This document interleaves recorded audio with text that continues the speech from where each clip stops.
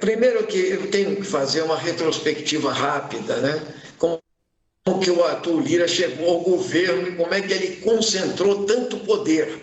Eu digo que tem uma hipercentralização do poder e um poder quase imperial. Quero lembrar o Zé Nelto, inclusive, que foi meu colega de liderança lá, que quando nós elegemos o Lira a primeira vez, ele obrigou que a votação fosse presencial, não tinha vacina. Todos os deputados viajaram de carro para cá. Depois se instalou um Infoleg parlamentar. Então, a pandemia, entende? O fisiologismo, o clientelismo e o orçamento secreto fortaleceram Lira uma barbaridade. A segunda questão é que o governo Bolsonaro começou dizendo que ele era apolítico, que ele não precisava de base, ele é antipolítica, e depois ele caiu no colo do Centrão. Então ele está no colo do Centrão. Para quê? Para que 140 pedidos de impeachment não fossem mexidos naquele momento. Isso concentrou um poder exorbitante na mão do Lira, e eu quero citar a mudança de regimento interno que foi feita no meio do jogo, Zé Nelto. Eu nunca vi isso nesses 22 anos que eu estou aqui.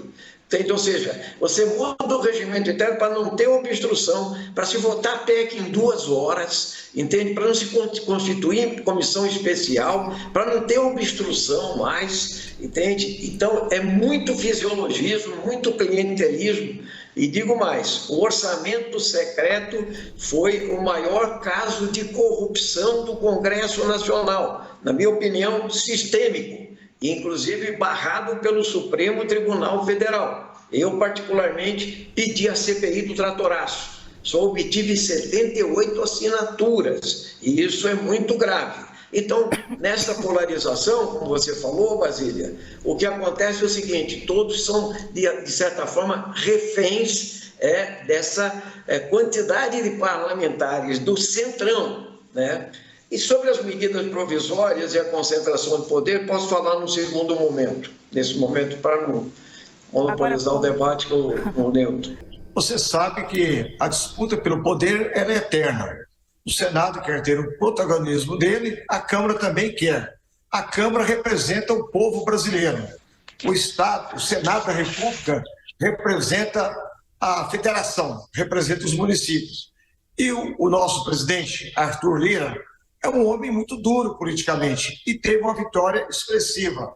Nesse momento agora, há um momento de estiga de um lado, estiga de outro, e compete agora o governo federal entrar nessa disputa política entre o Senado da República e a Câmara Federal, com conversações, articulações políticas, porque o que nós queremos, nós parlamentares e a Câmara Federal e o presidente Arthur Lira, é segurar o protagonismo político para a Câmara dos Deputados.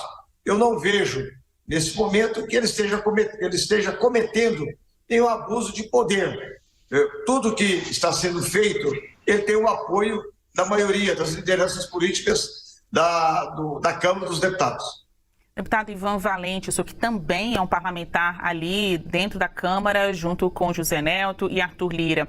As questões relacionadas à disputa de poder, essas inversões no rito, isso está se sobrepondo ao interesse do público, a aprovação de propostas tão populares?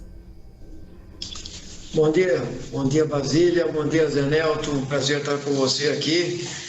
Algumas medidas provisórias certamente serão aprovadas, sim. O problema é o custo disso. Eu quero relembrar ao caro Nelto que é o seguinte: nós tivemos uma presidente da República que foi caçada por pedalada fiscal, entende? O Bolsonaro cometeu atentados contra a vida, né?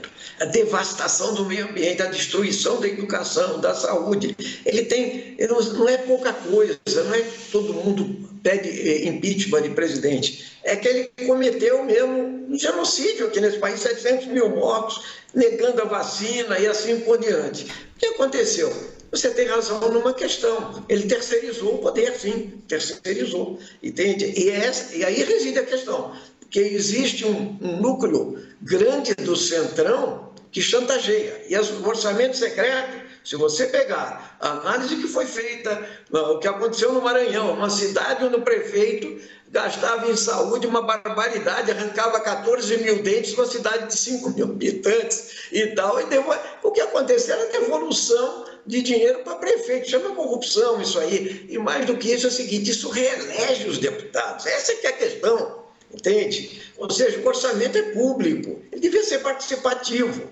O Lira quer manter o orçamento secreto, não é à toa que ele se apropriou da parte mesmo da decisão, depois da decisão do STF. Mas o que nós queremos, Basília, é que o Brasil comece a votar propostas que interessem ao país, ou seja, gerar emprego, distribuir renda, salvar a educação pública, revogar essa reforma do ensino médio, fazer coisas que interessam ao povo brasileiro, à nossa juventude, à geração de emprego. E o que acontece é que há muita negociação que centraliza e ultracentraliza mais poder. Nós não podemos ter um árbitro que nomeia qualquer comissão, que forma grupo de trabalho, que determina o ritmo das votações a todo custo, onde os partidos são meio reféns e os governos são mais reféns ainda. Não é à toa que o pessoal lançou um candidato, foi o Chico Alencar. É o único que lançou um candidato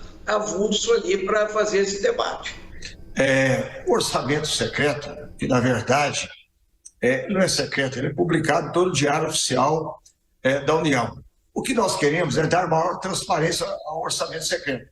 E tudo isso começou com o Bolsonaro, porque o Bolsonaro abriu o poder de comandar o país, de ser o presidente do país. Ele terceirizou o país, essa era a verdade. Ele começou com o Rodrigo Maia e caiu também no colo do presidente Arthur Lira, que deu continuidade, dando mais poder aos parlamentares. Não apenas uma decisão de Arthur Lira, isso foi uma decisão da Câmara dos Deputados. O deputado Ivan Valente tem razão em apresentar pedido de CPI, isso é normal, faz parte do parlamento. Nós vamos ter agora também, do governo do presidente Lula, mais de 200 pedidos de impeachment. Isso faz parte do Congresso. Nós temos um país polarizado, o presidente Lula ainda não tem maioria para votar e aprovar as medidas provisórias, aprovar o novo marco regulatório fiscal, que é o mais importante para o país, é dar tranquilidade para os investidores nacionais e internacionais. Que o governo tem um arcabouço fiscal importante que vai pôr fim a essa crise que nós estamos vivendo já desde o passado e destravar o Brasil, para o Brasil crescer. É importante você dar segurança jurídica para o empresariado nacional e internacional, para os investimentos, para a geração de emprego e renda no Brasil.